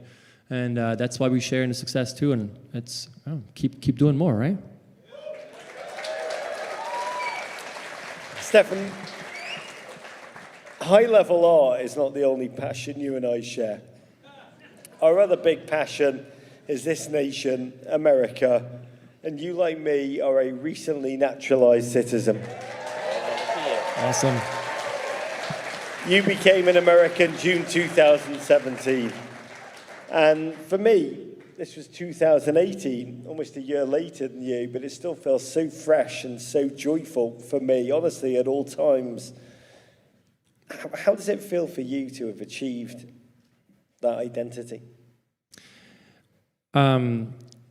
I think sometimes for people who become citizens, it's even more of a choice. I don't know, but I've wrestled with this decision for a while, because when I first actually turned pro is in 2009, I was asked by the national team, U.S. national team, whether I wanted to maybe entertain becoming a citizen and joining that team. And at that time, I felt very Swiss. And that was very important for me I'd have to be full-heartedly behind it. Being a citizen of something or of a country, you have to feel that. It's not just a piece of paper. Yeah. And then as time progressed, and especially once I came to the Sounders here, I had realized that half of my life I had spent in North America, and it had shaped me into who I was. It's just as much as my time in Switzerland, and I was extremely thankful for that. But at that point is when I made the conscious decision to go more into that. And then obviously there was also a bit of political turmoil at the time.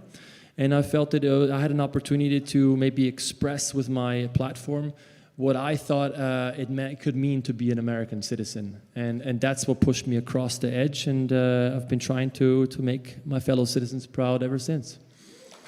Beautiful. Beautifully said. I love all of that. But I do have a little pang of jealousy. No bastard from US Soccer's ever asked me to become a citizen. I was waiting and waiting. Yeah. And then I was like, sod it. I'll do the citizenship first, and the call-up will come afterwards. Yeah. But There's also the talent thing, which is... I keep asking the leadership council, lads, do you need me? Yeah. I'm yearning. I'd bite your arm off for a 12 to 13 vote, by the way. Hey, I never got a follow-up either, so... You didn't. But you did. You were in camp once with the US back in the Bruce Arena days. I've made no short truth of it. I believe, and I have said this many times, that I would love to see Stefan Frei with this US squad. Yeah.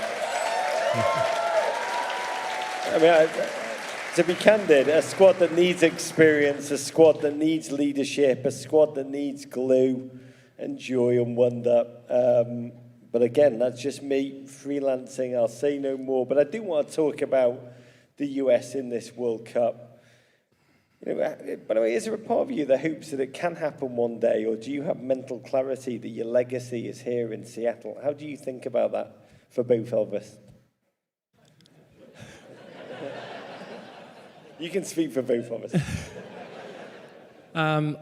I've learned through my career that there's things you can't control. And so you try to focus on things you can control. I'm super happy with where I'm at here, the people that I get to work with on a daily basis, the opportunities I get, and some of the opportunities we were able to take so far here. And so those are the things I try to focus on. That's all. This is all off the record. Yeah, this whole gathering is off the record. Which kind of off the record is this? Is this It's all off the record. It It's is just off a the leadership record. conference. It's just a leadership It's all conference. off the record. It is. We've all seen this men's Come national on, Greg, team. get on it, for fuck's sake. Sorry, keep going. We've all seen this men's national team group developing stage by stage to where they are now, Stefan. You've played against so many of these players. You know firsthand what they're capable of. Yeah. Can you tell us, just from your opinion, should the US have done better than round of 16 with as good of a young team as they have? Are you disappointed, or are you excited, or both? I'm both. I'm both. And how do I explain this? Getting out of that group is not easy. No. So that's the positive. I think against Holland.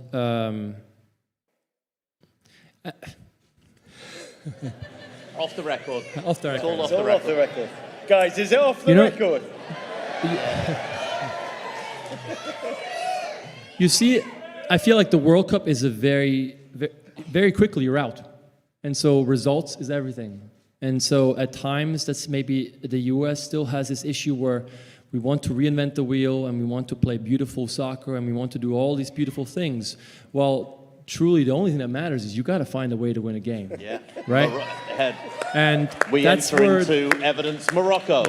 yeah, that's where the sad thing comes in because I think we have so much quality in this team. And hopefully it sets us up for a better one in 26, obviously in an amazing special place. But I think we could have done a little bit more with our guys. And you know, like the Holland game, like I was going to say, you know, Holland used to be a powerhouse. I don't think they're the same anymore. But they used to be famous for like possession-based and this and that. And now we almost flipped the script on them, but in the end they win. So who wins? Clearly they did, right? So we got to reevaluate what we want to achieve, which in World Cups is winning games, end of story. Yeah. Stefan Frei for US manager. We do have to touch upon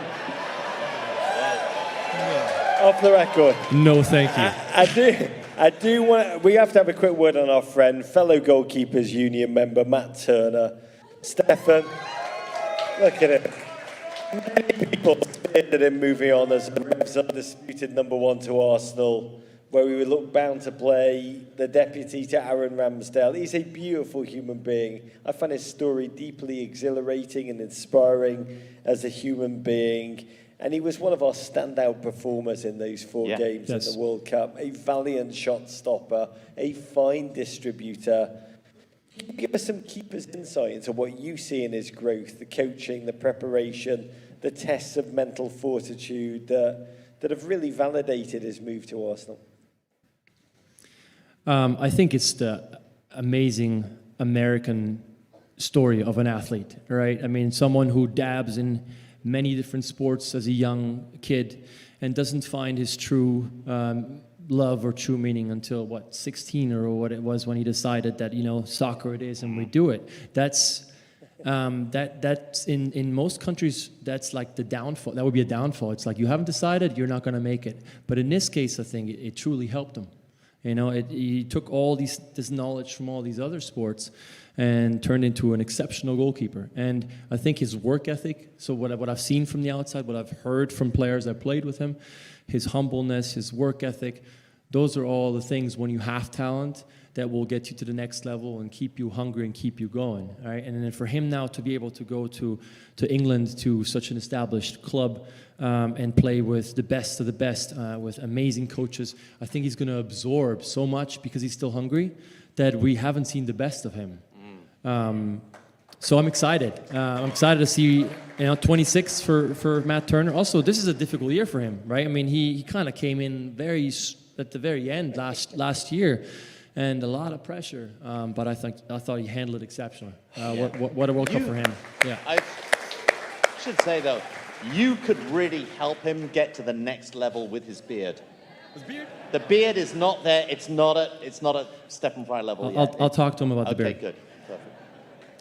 Stefan, I want to say to you, it's such a joy and a wonder to be here with you and just soak up your good vibes, your creativity, and the just joy with which you approach life. You are an American original now. You are as American and as original as they come. I find your approach to life on the field and off it makes me so excited for the many lives that you'll lead whenever it is that you choose to hang up your gloves. But until then, you've got more saves to make. Please God, more trophies to lift for the Sounders. Can I say that? Watching you lift the CONCACAF Champions League was an amazing feat, and I'm so happy that it happened here in this city. But can you give us just a sense of what's left on the Stefan Frei bucket list in American football? What can we hope to see you accomplish in the years to come in this incredibly distinctive, singular, magical kingdom of the soccer world? Well, that is happening, yeah, so I can tell you that's happening. Is that Brian Smeltzer here? Yeah. I mean, trophies. You know, we play. We're competitive. That's the dream. You wanna leave behind a legacy, and for me, the legacy would be more trophies. It's not like you had a good game here or there, but this is what you were able to accomplish with your teammates throughout your tenure here. And then, I find it vaguely intriguing already. As you see, some goalkeepers, it comes down to knowledge is very important, experience, and so. I want to pass that knowledge and experience down at some point. And whether that means, bringing up the next guy at some point, not now.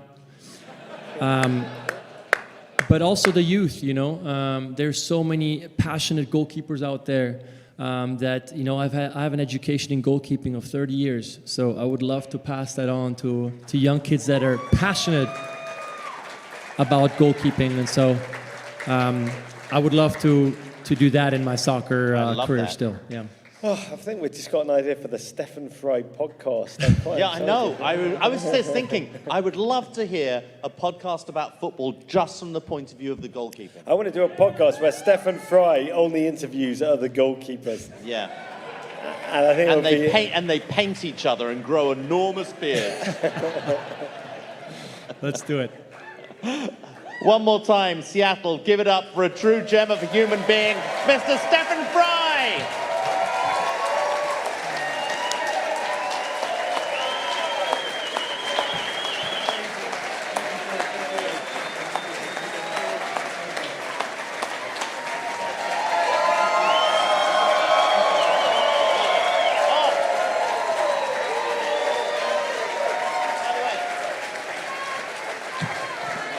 Can I just say, Rog, that is the best smelling goalkeeper we've ever had on Men in Blazers. It's top 3 for me. Yeah. Okay. By the way, one of us has met Jordan Pickford.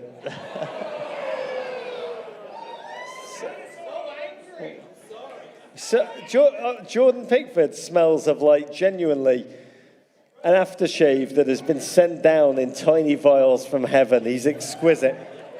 I got it, lads. Seattle, we are in for a treat. The next guest we welcome to the stage is a bona fide icon of your city's music scene. He's a Roosevelt High School alumni who became one of hip-hop's visionary MCs, a beast on the mic and a wizard on the Roland DR55. He's always done his own way, eating his fries Seattle-style, tartar sauce, fold, dip, wipe, and don't kiss anyone for 4 to 5 hours. Showbox Soto, please give a hometown welcome to local poet laureate, Sir Mix-a-Lot!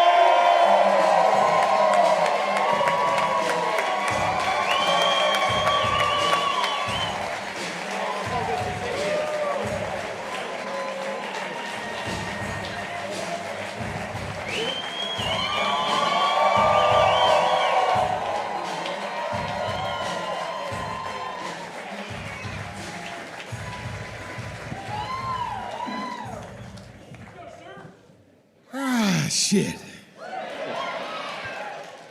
Oh, God, Sir fucking Mix-a-Lot. What an honor.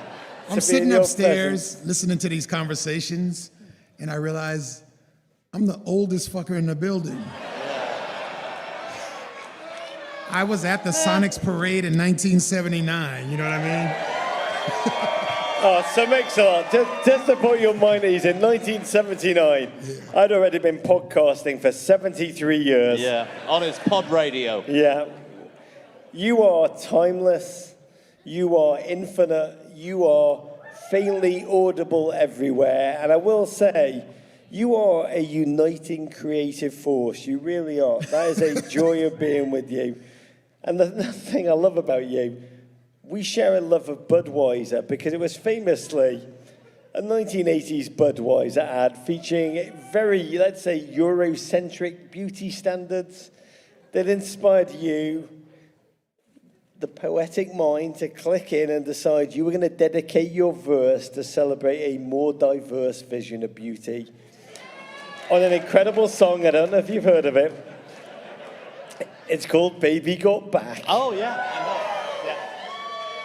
It's an indelible piece of culture, issued forth a double platinum track, timeless wisdoms, a dance song, yes, but a love song, a cultural critique. Yeah. And one thing I loved hearing about this, you were brainstorming with Adam Bernstein, who directed the music video. Yeah. And you wanted to open the video. Your idea was natural. You said, I would like to come out of a giant, enormous prop butt. It didn't happen. And I want to know, how many more amazing ideas have you had in your life that were left on the cutting room floor? That idea, yeah.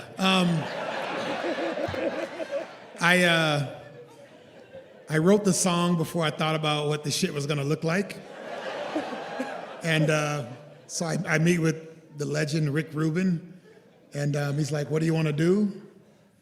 And I said, how about a 40-foot ass? And he's like, sounds expensive, but we can make that happen. You know, but what happened is that I did want to send a message on the serious side, is that at the time, African-American women on television would only play overweight maids or hookers. That was it, or streetwise prostitutes that would give the detective some information. And I wanted to do something a little bit different, but since I had already been a he-whore, I figured I can't touch this girl. She should be better than me. So we put her on a pedestal. So through the whole video, you see us reaching, but we couldn't get to her. And that was the whole idea behind the song, was to elevate her, not me.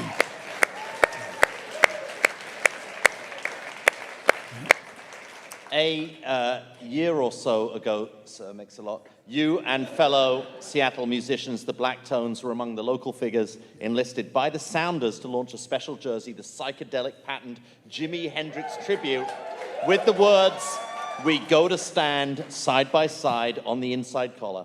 How do you think Seattle sports and the sort of worlds of music and art intersect, and how do they pay tribute to one another?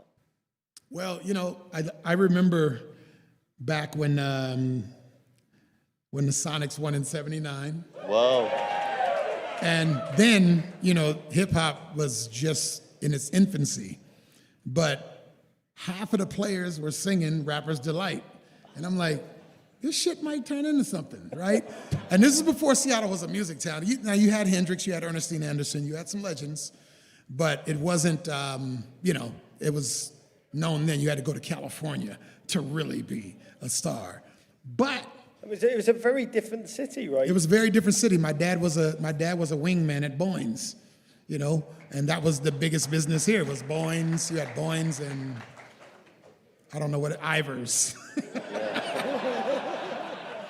Right. By the way, I remember watching a documentary around that time in England as a kid. It was a blue-collar town. And they said, welcome to Seattle. It's a very conservative town. Wasn't conservative, it just looked like it was. But it was interesting, you know, downtown Freddie Brown, Jack Sigma, Gus Williams, Lonnie Shelton. I remember that team well. I remember they played the Bullets the year before and they lost. And we were all pissed off. We said we're the real Washington, right? So They're not even a fucking state. So we played them again, and we won. And like I said, fast forward, and I was even closer to the team when they had GP and Sean, and I was around those guys all the time, you know. We did a corny-ass song called Not in Our House back in the day. Yeah. How did that go? It went well. I mean, Seattle fans changed because what I love about us now, we're not fucking polite. People think Seattle's like, hi, would you like another coffee?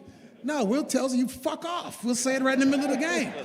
And I love it. I love it. So I'm going to be at the game, Hawks against the Niners. I'm going. And I may have a surprise, but I'm not sure. They may tell me to get the fuck out of the building. Well, how are they going to get a 40-foot butt onto the field? You're all thinking, I'm going. Right, what? I mean, in terms of this, you're already nailing some of this, but one of the characteristics of this city that I love that expresses through its kind of sports febrile fandom is if you're not riding with us, you're against us mentality. And it's something we've seen so many of these teams embody in this World Cup. Argentina, pugnacious, Morocco, just a bullion riding a wave of wonder. What is it about the us against the world attitude that makes this city such a great sports town? It's pretty much what you said. If you ain't with us, you're against us. I mean, and I love it. I love the fact that Seattle got away from trying to adopt other teams. We were that bad. We were like, I kind of like the Raiders. It's just, we go for anything we could get. They're close. One guy from Seattle plays there, that kind of stuff. But when I started going, like, watch this. Not scripted, obviously. See! Those are my motherfuckers.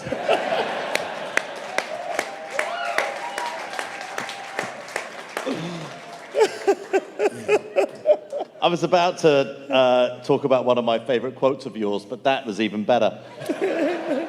But one of my favorite things you've ever said, something you said about your early success, the first check I got, I went to Miami, I bought a new Benz. I painted it candy red with gold everywhere. Dumbest Sorry, Mom. shit ever.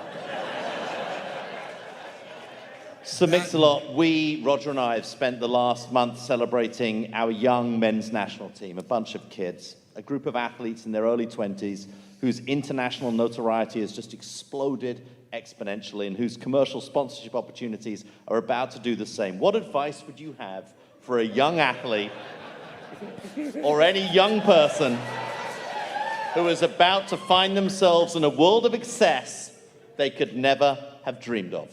Take it away. Imagine yourself over, done, nobody likes you anymore. Then think back and hope that you didn't do what Uncle Mix did and buy a new Benz and fucking paint it within a month. Don't do what I did. You don't want to look like me. Look at me, man. I'm hideous. No, you know what? I'm going to tell you like this. Kick ass. Enjoy your youth. Don't listen to old farts like me telling you to hold back. I didn't hold back shit, so don't do it. That's it. I'm the bad uncle. There's a lot in both of those answers. Yeah. And now I'm worried which one Gio's going to choose. By the way, I'm not a royalist, so I wouldn't accept the honor, but Davo would love this. What did it feel like being knighted? Yeah. But repeat the question, please.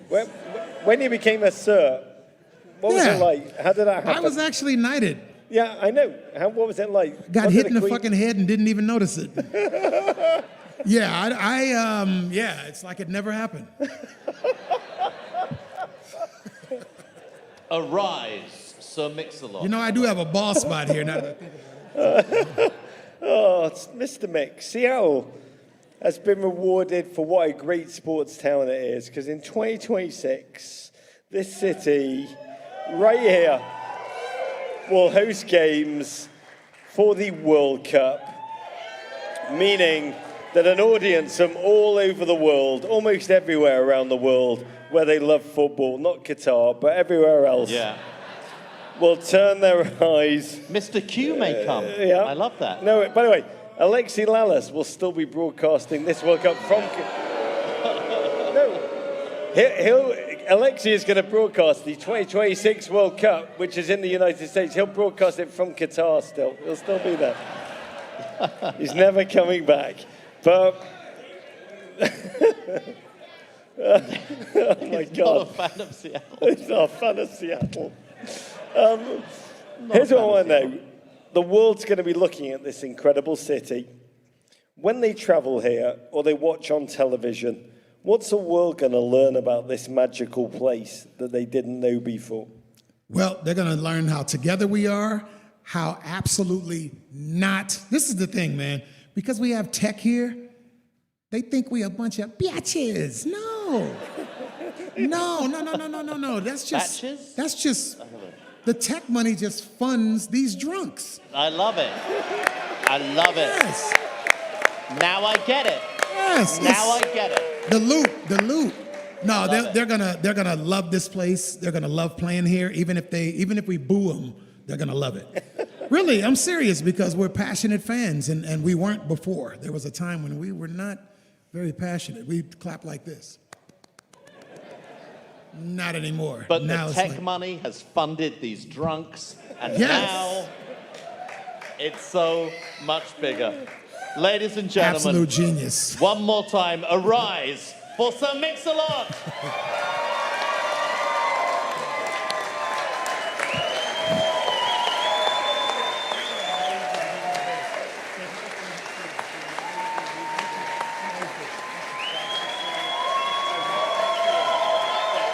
Great to see you again.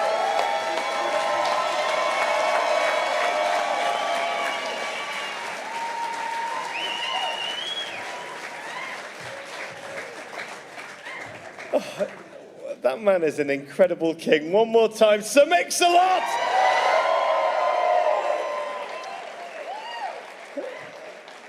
I would have crawled here on my hands and knees to spend time with that gentleman. I adore him with every regard.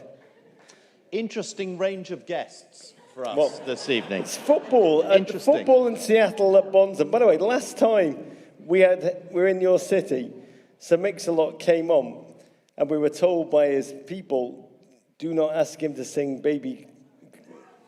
Don't ask him to sing it. Don't ask him to sing it. And he arrived, he came on stage, the crowd went wild, just ripped the microphone out of Davo's arms, just gave an impromptu a cappella version of the first verse, and it was utterly magnificent. I will forever love that man. I'll forever love what he's done, and I love what he represents about your city. It's a joy to be with all three of these human beings tonight. Okay, Roger, we are getting ready to bring this night to a close. We want to remind everyone listening to this as a podcast that you will be back on Twitch tomorrow at 1:45 p.m. Eastern Time to cover Morocco versus La France.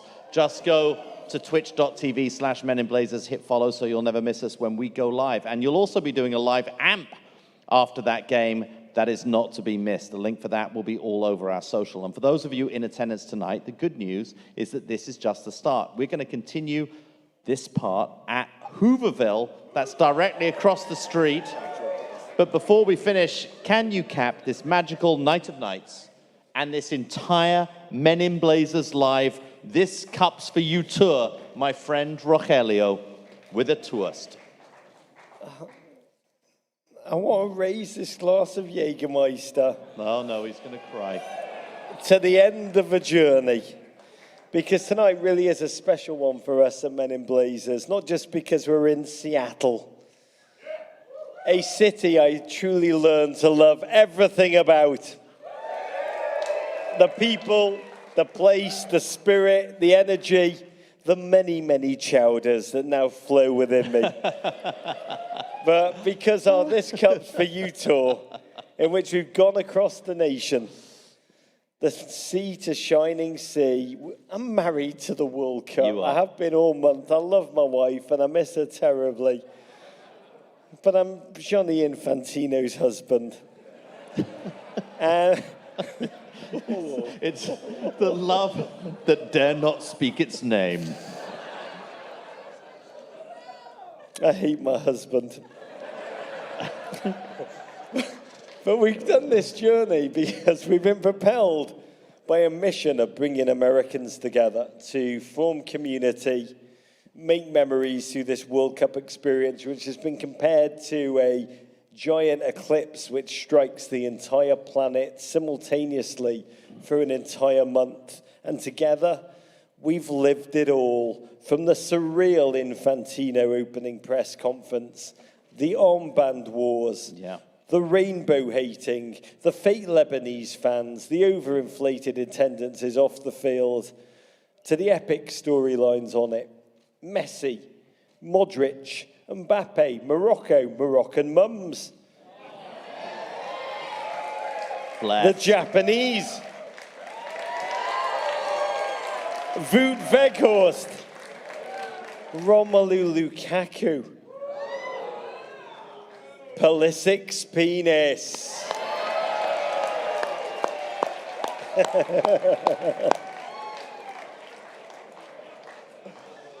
And the honour for us has been the voyage has taken us through the distinctive, unique footballing cultures which thrive across this great nation of ours. From New York, a dazzling, diverse football delight, to St. Louis, which has birthed so many incredible footballing icons. Philadelphia, the lungs of youth development for our current men's program. By that I mean they just pick anybody who's got the last name Aronson. To DC, a Premier League-obsessed town of wonder. Austin, Nashville, Atlanta, three of the freshest, newest, most kinetically proud and distinctly authentic local gems. Via Los Angeles, Champion City. To San Francisco, my God, the love for the game that runs through that city's veins, the energy in that room that night, I will never forget. And to you, sweet, sweet Seattle.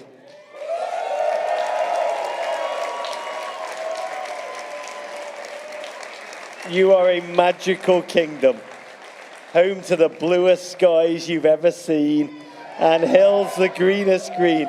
For all of us at Men in Blazers, it is the honour of a lifetime. I want to thank our mighty team for making it through this journey. To be candid, it is so physically and emotionally shattering to do what we've done. It is mad, and I think we've done it. I think we have, propelled by the joy, the passion, the creative wonder of you, the audience, our GFOPs. And at the end of this journey, I want to raise my shot to you and just know there's a rich, vibrant footballing history that flows through our nation's blood. And all of us at Men in Blazers, to trace its contours, to experience its energy and thrive. I always say that we are just like the Laird Hamilton, a bull Laird Hamilton. Yeah. Surfing this massive footballing wave that's rolling across our nation. World Cup 2026, who's counting? It's just 1,273 days away. Wow. And that wave is going to become an enormous, unstoppable kahuna. To that moment, in this place, one in which all of our dreams will come true together. Let's savor it. God bless you, Seattle. Thank you. And courage.